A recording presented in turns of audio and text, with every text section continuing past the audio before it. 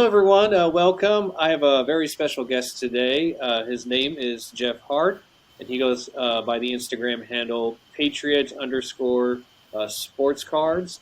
Um, Jeff is he is an avid collector of vintage basketball in particular. He has an amazing collection that I wanted him to come on today to talk about.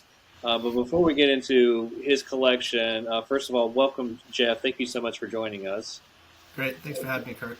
Yeah, and could you just go ahead and give us a little bit of a background on how you got into collecting and why you kind of started collecting vintage basketball, some of the things that you've been collecting over the years?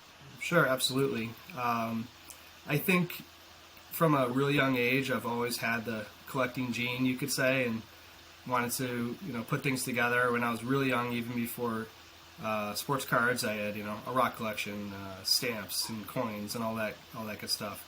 But I probably started in sports cards about 7, 8 years old, and just collecting cards, all baseball, trading with friends at school, and then I got into building up a pretty big collection of a lot of junk wax era cards.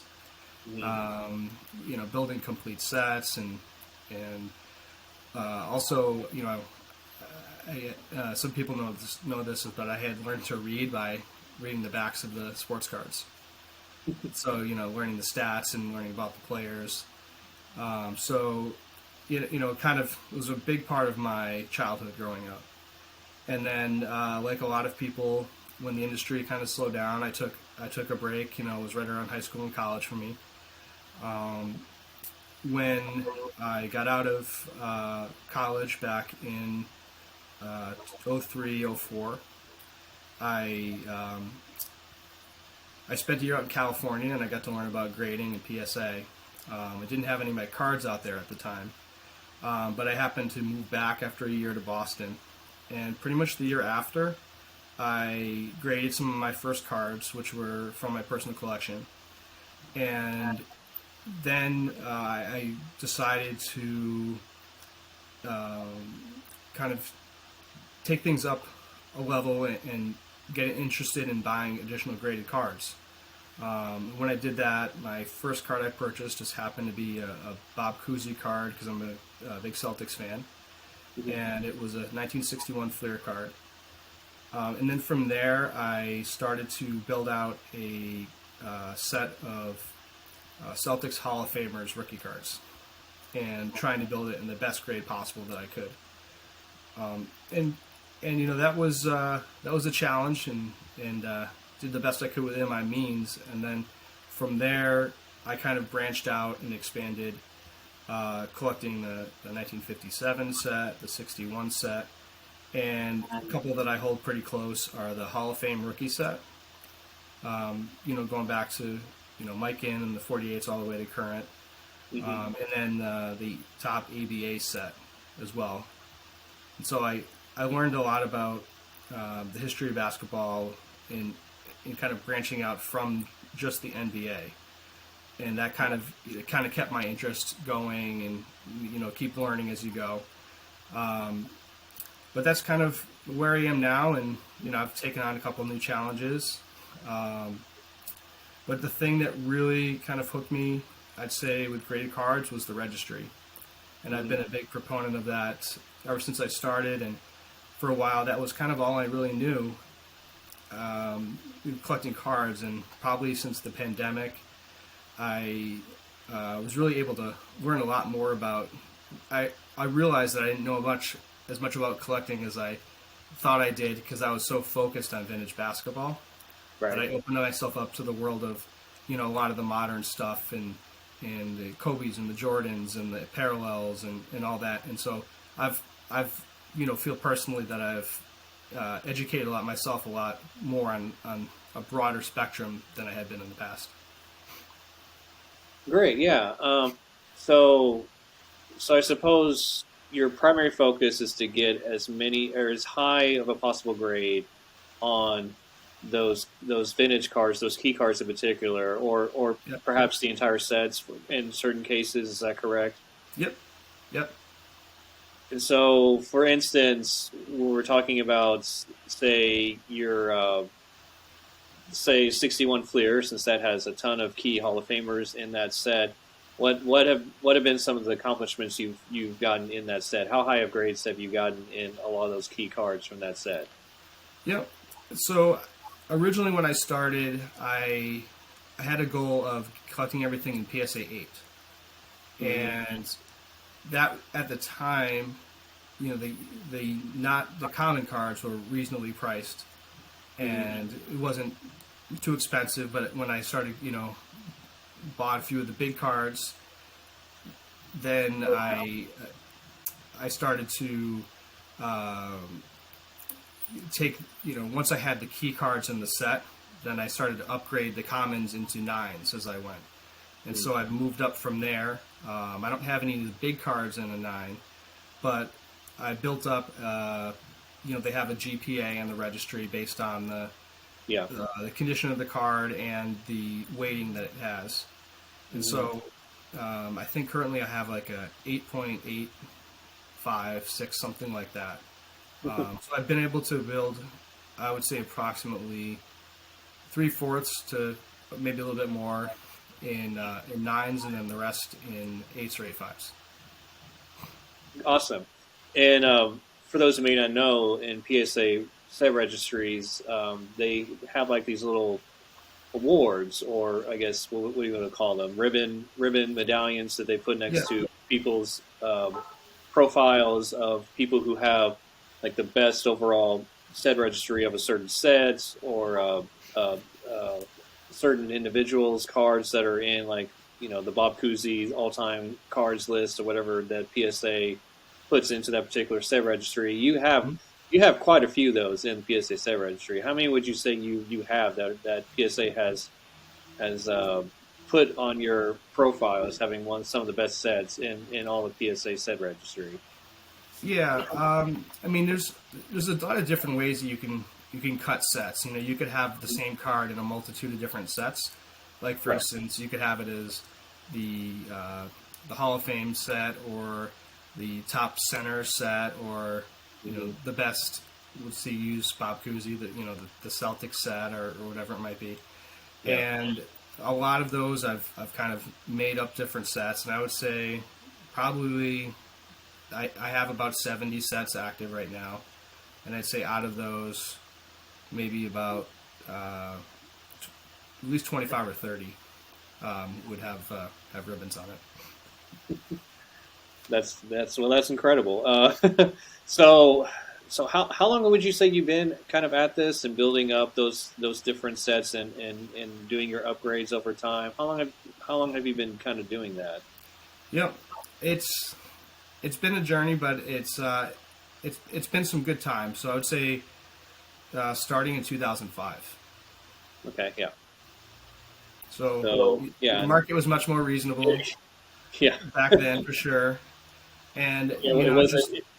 yeah. Yeah, back then it wasn't too bad getting like a Russell 57 tops at a pretty decent grade, or even a Wilt 61 at a pretty decent grade back then. Yep. Um, yeah, so you probably started getting those at that time period and just upgrading from there when you've been able to, correct? Yep. Yep. Yeah, because like I remember even not that long ago, I would say 2000 maybe 17 or 2016, I started really getting into purchasing vintage basketball myself, and I was able to obtain a Dr. J rookie PSA 7 Mhm. probably for like $300 or $400. Yep. And I was able to get a Jordan 86 Fleer rookie BGS 6 for like $900. Yep. So yeah, we're still talking about quite the difference of that time period from what it is now post COVID. And so just to try and start something like this now with what the way things are in the hobby today, what would be your advice to people? Yeah. I would say, I kind of go back to this. I would say be targeted in terms of what you want to collect. That way, you can focus your efforts and your funds on a specific goal rather than spread yourself too thin, with the way the market is right now. And like I said, I started with a focus, with just the Celtics cards. And then once you kind of get a foothold and kind of have the wherewithal to know, okay, here's what I can afford and here's what I can put together, and then you can kind of take that and take the next step from there and build out additional sets. So, find what you like, build out. My advice is always build out something in the best grade you could afford, because that usually pays off in the long run investment wise.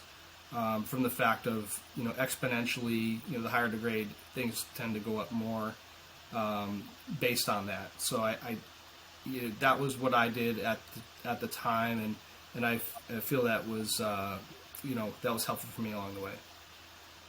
Cool. So I guess if you could maybe give us an example, like for instance, your Wild 61 Fleer rookie. Where did you start off on that? What was like the grade you start off on his card, and what is it now? Yeah. So I've only owned one copy, and Okay. the one I bought was an 8.5. Probably, let's see now, maybe about 6-7 years ago. Yeah. Is when I purchased it. And just for those that aren't as familiar with the vintage basketball market, it was really stagnant for many years.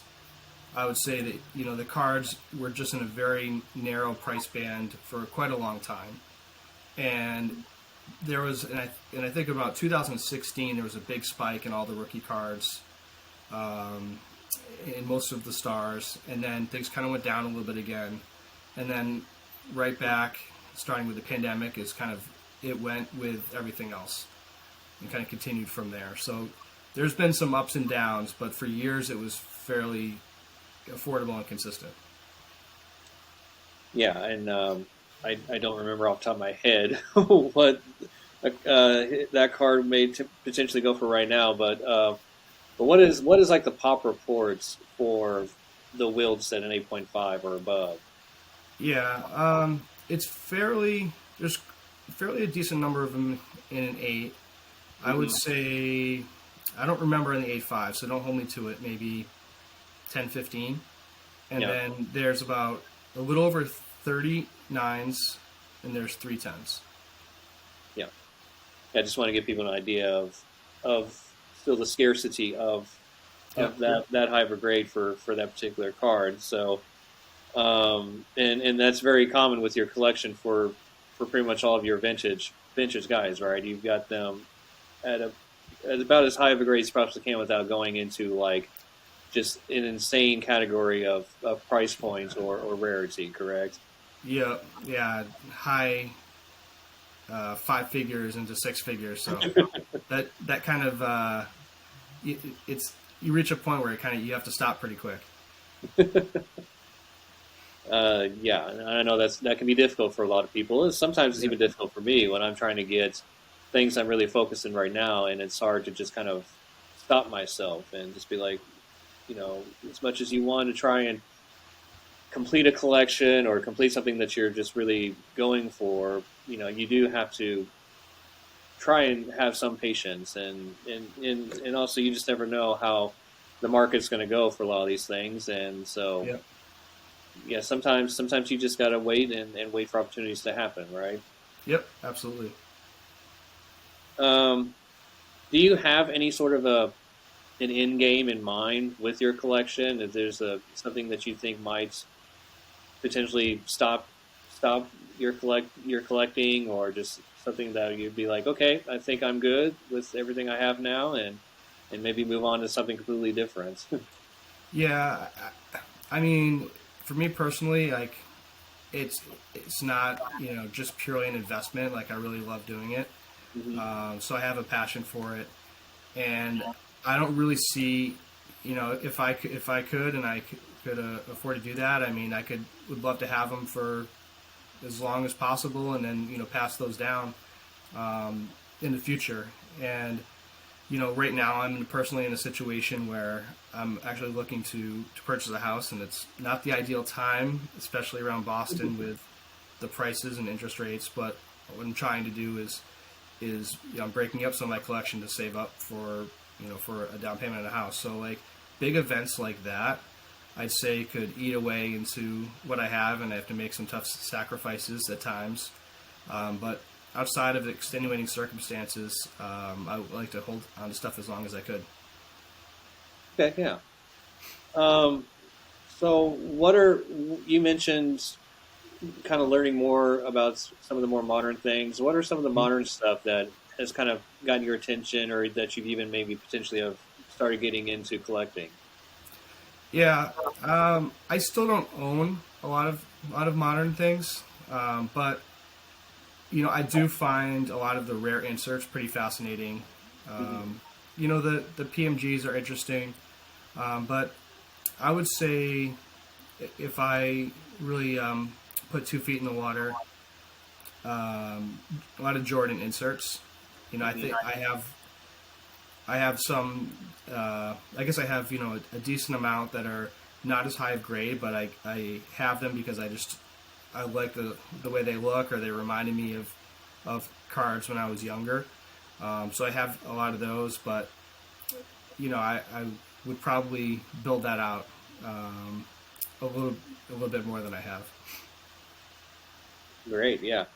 I mean, I really, I was focused on a lot of '90s stuff and a lot of rare inserts for a while, and I've Mhm. kind of moved on to other things. But yeah, there was just something about the '90s inserts, and Uh, they just can't be duplicated nowadays. Even though Panini and Topps still try, and some of the inserts nowadays are okay, and some of the rare stuff nowadays are fine. But and I think a lot of it is actually quite overhyped. Like I still honestly feel like a lot of the Kabooms are very overhyped, and Yep. I've always just have a preference to the '90s looks and just the technology that they used back then to make those cards. It's just you can't duplicate them nowadays. It seems like. Yeah, absolutely. And the ultra modern, I just haven't been able to grasp onto yet. I don't understand it as much. Not that it's not great, but it just feels overwhelming to me with so many different sets, and Yeah, the parallels and all that is and then you have 101s, but there's multitude of 101s. So is it really a 101? So like those kind of things I just haven't been able to wrap my head around, which is kind of why I have stayed more in my lane with the vintage. yeah, because even the inserts like Kabooms have parallels now, Mm-hmm. and they come out with new parallels for even those things every year, and Yep. so yeah, it gets very complicated. I don't even know how you try and begin to try and complete a Kaboom set or anything like that nowadays, or figure out you know what how those are going to last over time. In terms of maintaining their value and things of that nature.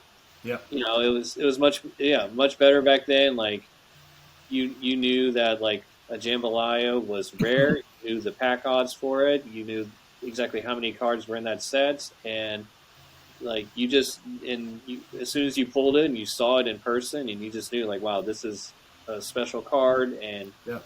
you just knew that those things were going to hold up over time, and they really have a lot of those inserts from that time period have just really have maintained their popularity. Um, so what would you say? What are some of the things that you would say you're probably most proud of in your collection? Yeah. For me, I would say it's being able to uh, a couple things. First is to be able to build up the 1961 set. I'm pretty proud of that, and that's probably if I have to hold on to something till the bitter end, that would probably be it. And um, having built up the Hall of Fame rookie set, just trying to get the best grade I can of all of those. And that's it's 17 years in the making. So it's not something that I can, that it's easy to turn on or off right away. So, I guess it all depends on your budget, but it's taken me a long time to get to the point I am. So I'm proud that I've been able to stick with it. And I'm sorry, when you do say Hall of Fame, because right now, well, what are we, like, close to 200 current Hall of Famers? Are you focusing on a certain time frame of Hall of Famers or category of Hall of Famers, or are you trying to get pretty much all of them? No, everything. So I think there's just a shade under 150, I think. Okay. And when I say that, those are the ones that have cards. Okay, so not like the contributors or some of the other people that might be in there, but don't Yeah. definitely don't have a Topps or Panini card. Yeah. Yep. Exactly. Okay. I also noticed on your Instagram page you seem to have an affinity towards the international players as well, correct? Yep. You want to talk about some of those, because there are some really interesting ones that I saw for sure. Yeah. So like I mentioned, I started to try to kind of branch out from the NBA just to learn a little bit more about different areas, and that included the WNBA, the ABA, but I wanted to learn more about the international game because I knew that a lot of these players were just amazing, but they never got the exposure because they were overseas. Right. And started to learn about some of those players. Like, for instance, some did make it to the NBA, like Arvydas Sabonis or Drazen Petrovic, Dino Raja, Tony Kukoc. Yeah. And I was like, well, I knew that what they have for their quote-unquote rookie card really was not their rookie card. So like Sabonis was like in his 30s by the time he finally came over to the NBA. Yeah, he looked you're right. Yeah, like 95 or something. Yeah. He looked pretty old at that point.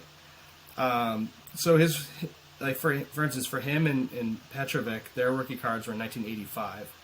So a lot of these, you can't expect to get a high grade on these cards. Mm-hmm. It just really doesn't happen. Like, the best that you'll see sometimes is a 6 or a 7. Yeah. And these are like, they call them, there's Panini stickers or Merchanti Spanish. Had a run of a few different years. And that's really it. There's not many cards of these players. And so I found out that there was also a FIBA Hall of Fame. And I had a goal of trying to find the rookie card of all the players that were in that Hall of Fame. And it's a extreme challenge because I'd say there's maybe only 70% of those players actually have cards. So there's no real way to complete a set. But, just, going back to the players again, there's so many players that were from Yugoslavia or Russia that are some of the greats. Like Dino Manganin. There's players from Brazil. Oscar Schmidt, he's one of the greats where, I don't know if he still is later on LeBron's catching up to him, but he's been the player with the greatest number of points overall in a career than any other player, even more than Kareem. Yeah, I wanted to make sure you mentioned him because I saw that Oscar Schmidt card that you had. Yeah. I was like, that is pretty cool because it is probably the only one. I mean, you can correct me on this, but I mean, probably is only like one or maybe just a couple of his cards that really exist out there, period. Because he never made it to the NBA. And if you don't know that name, it's because he never made it over here, but he is probably still considered one of the all-time greatest players in existence, whether it's internationally or in the United States. It's just a shame that we never got to see him actually play in NBA environments, and more people have known him. Because even people I think know of Drazen Petrovic, know of Dino Raja and obviously Tony Kukoc, and then some of those other players we mentioned. Yeah. But Schmidt is definitely a kind of forgotten one, unfortunately, but he was one of the all-time greats, really. Yep. And another one that I think has a little story behind it is Nikos Gallus. And most people, he was one of the greats of the game too. More recent past, he was from Greece, and he was drafted by the Celtics back in '86. So obviously we all know how good the Celtics were in different eras, and especially in the '80s. With Larry Bird. They somehow the Celtics still had a very high draft pick that year, and they picked Nikos from Greece. And they seem to keep doing that because they also had a high draft pick for Lynn Bias, obviously around that same time period. Yeah, I don't know how Red Auerbach pulled it off, but he had one of the best international players ever in his draft. And I guess from what I understand, he had an injury or injuries not too long after he was drafted that kind of held him back from kind of getting going. And then he left back for Greece, and he became one of the best players in European history. So I just think back of if it actually did work out with the Celtics, what kind of team they could have had going forward that carried on, past the legacy of Bird and such. So, what could have been. It is a great what if him and Bias were both playing. Yep. Late '80s, early '90s, and whatnot. Yeah, how much further they could have extended that dynasty, and who knows with Bird and his health problems, maybe he could have avoided some of those health problems if he had more of those types of players around him during that time period. Yep. Yeah, well, I won't go too far into it. I don't want it to be too painful for you to think about. But of course, that's the thing about sports. There's a lot of what if stories for a lot of people. I'm originally from Oklahoma City. I'm a big Oklahoma City Thunder fan, so there's a lot of what ifs that we can talk about when it comes to the KD, Russ, Harden era of Oklahoma City. And how it was such a short-lived era when it was all said and done. Unfortunately, so there's pain. There's pain for all of us. Yeah. So I guess do you have anything else that you wanted to make sure to kind of bring up or talk about that you're really interested in currently? Yeah, I guess just one that there's a lot of sets that kind of have get more attention to them after time, and they realize the popularity. And one that's I feel is caught on that people have started to learn about is the 1971 Top Set. Mm-hmm. And that personally has a lot of meaning for me because it's the first issue where there was the ABA players also included on the cards. Yeah. So you not only had your regular NBA guys, Wilton West and Havlicek and everyone else, but you had all the ABA players, and so it was all their rookie cards, among a lot of other players that happened to be in that rookie cards in the set for the NBA, like Bob Lanier and Dave Collins and Rick Barry. Mm-hmm. And so it's really full of a lot of great stars, and there's just a lot of things you can learn about the game, just from collecting that set. And I think that it also embodies the era, the look of the cards back in the day. With they just had like bright colors and bubbly letters on them, and you just it just felt like that's if you just put those cards in front of someone that knows nothing about cards and said, "How old do you think these are?" or where would you guess the age? I bet they would probably guess the 70s. Mm-hmm.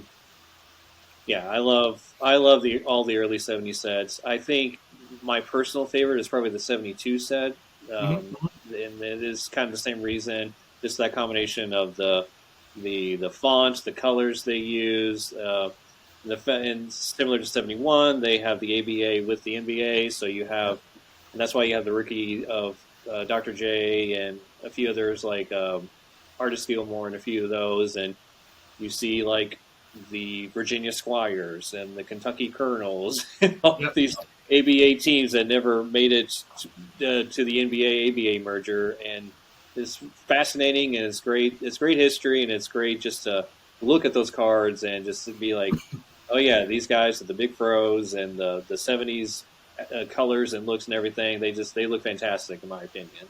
Yeah. And if someone wants to learn a little bit more about the ABA, pick up a ball, pick up a book called Loose Balls, and you'll learn a lot about the ABA, and it's a really great quick read. Yeah, and I remember the ESPN 30 for 30 on the Spirit of St. Louis. That was was that ESPN 30 for 30, or is that I remember ESPN doing something on the Spirit of St. Louis, and it was just so fascinating. I thought. Yep. Yep. Yeah, absolutely. All those kind of documentaries they have are, it was such a time when you just had a league trying to grow from nothing, and there's just a lot of growing pains with it. And like you mentioned, all these teams that started up and a month later folded, and it's just something that you just wouldn't picture happening in today's in today's leagues. And there's so much behind the scenes with that. I think it just makes it pretty fascinating. And all the things they would try and do to try and earn extra money. Like, I feel like I remember a story where one of them like had a circus in the middle of like their halftime show or something like that. Just all kinds of weird things, all kinds of you know specialty days and marketing Yep. marketing things they try to do to get people. Desperately trying to get people into the arenas during that time period. There's a lot of fascinating things that happen. And also a lot of fascinating things that definitely went on behind the scenes from some of those players who, you know, lived a Yeah. little too wildly during that time period. You could get away with a lot more back then. I still understand how a lot of those guys were able to even play a basketball game, hearing Yeah. about some of the things they used to do back then. So are you trying to tell us you're trying to collect a 71 sets in as high of a grade as possible, I imagine?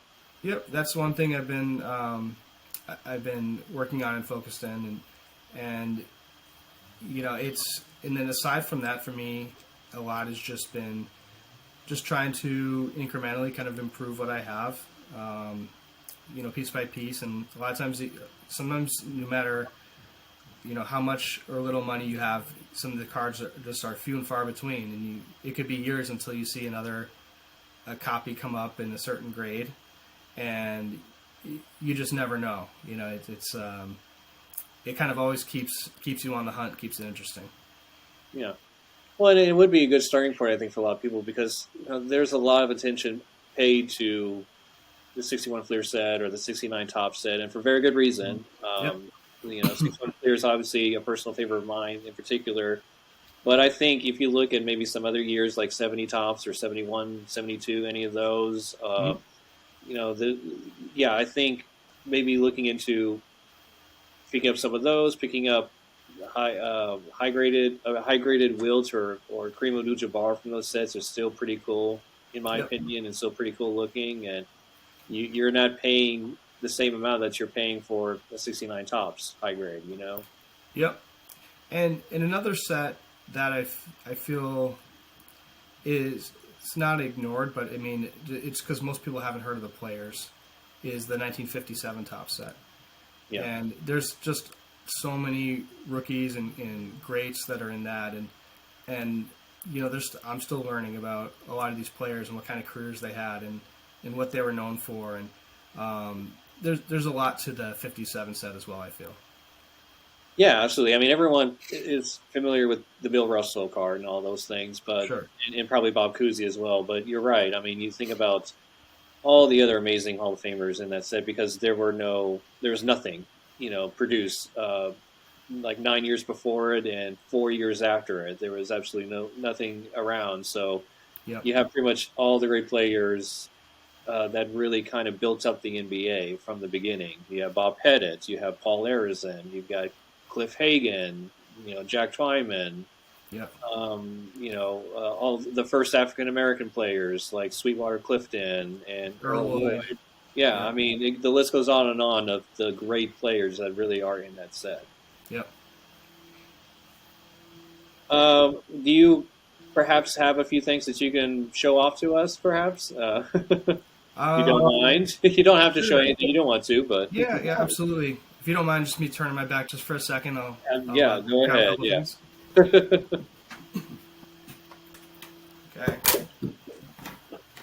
So I guess a couple things here. This was my first graded card that I had purchased back in the day, and I just think it's the coloring on it. It just kind of looks like it came out of the pack, Yeah. not too long ago. So I was pretty. That was a pretty cool one for me. Yeah, it's really bright and perfectly centered. It looks like, yeah, it's a beauty. Um, here's my Lou Alcindor. Sorry, I can't get the lighting right here, but That's okay. Yeah, what is the grade on that one? it's an 8. 8. Yeah. This is the Wilt Chamberlain that we talked about. Hmm. Yeah, that's beautiful. And here, as you mentioned, this was the Nat Clifton card, Nice. and that's card number 1 in the set. Yeah, I was So gonna say. it's a challenge to get in a. It always looks like this off center. You're not going to get anything that looks too fancy.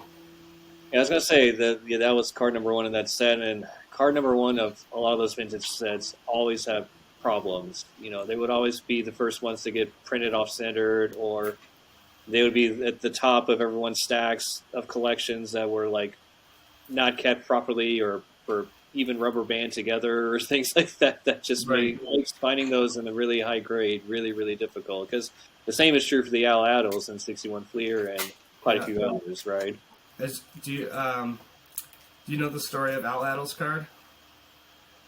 I think I do, but go ahead. What story did you have in mind? Yeah, it's just the every card in the set was in alphabetical order, Hmm.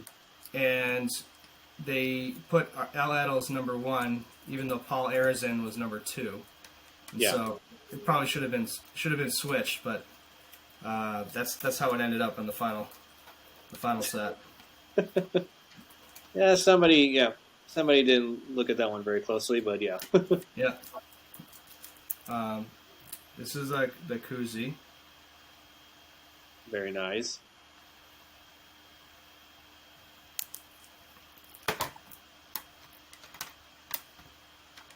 And a couple others, like I mentioned, from the 71 set. So, like, Yeah. there's a Rick Barry. And that is, like you said, a true '70s look with the text, and they put like a shadow box in the text and everything, and those colors, even the having the different colors down there on the text of the name is, yeah. you know what era that card came from. Yeah, and then this is another one of my favorites from the set. It's very, very tough and high grade. Spencer Haywood. So he's known for having I believe, a lawsuit to try to get into the NBA, and he was successful in that, and then he ended up having a really great career in the NBA as well. Yep. But yeah, I guess maybe just one more Okay. is Pete Maravich Yeah. from the '70s set. So, like you mentioned, I think this is another great set, alternative to the other tall boys. Hmm. And there's a lot to. I think it's it can be more affordable to collect in the grades, and then at the same time you still have the really high powered rookies like the Maravich. Yep. Yeah, a lot of great looking cards there. Just you just can't beat a really crisp looking, perfectly centered vintage card from those time periods. In my opinion, they just look beautiful. They really look like they should go up on a museum wall somewhere. Yep. Yep. Yeah. Well, I really appreciate you taking the time to talk to us about your collection and to show us some of the things that you have. Yeah, really appreciate it. And is there anything else that you want to make sure to plug or mention, or anything that you're doing now, or want to make sure you wanted to let people know about? Um, no, I really appreciate you having me on. I think the only thing is just I'd love to connect with as many people and collectors as possible and get to know others. So my Instagram is Patriot_sports cards. So please feel free to give me a follow and reach out, and I'd look forward to talking to anyone. Absolutely. All right. Well, thank you so much, Jeff. One last time. I really appreciate you coming on and talking to us. Yep, absolutely. Thanks for having me, Kurt.